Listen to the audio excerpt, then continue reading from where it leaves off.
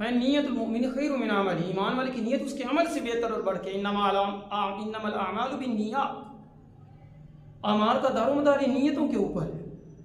मेरे प्यारे भाइयों, अच्छी अच्छी नीयतें कर लिया करें। मुबाह कामों के अंदर भी, मैं सब्जी लेने जा रहा हूँ, मेरे रब का हुक्म है, मियाँ बीवी के हुकूक जो वो पूरे कर रहा हूँ, बच्चों के हुकूक पूरे कर रहा हूँ, अपने वालिदैन के हुकूक पूरे कर रहा हूँ। अच्छी नीयत कर लें, अल्लाह उस मुबाह काम पे भी अजर सवाब अता फरमाएंगे।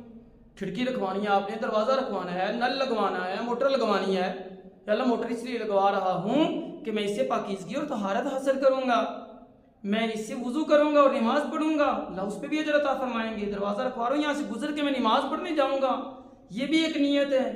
खिड़की रखवा रहा हूँ, हवा के लिए रखवानी है, अज़ान की आवाज़ आएगी तो नमाज पढ़ूंगा।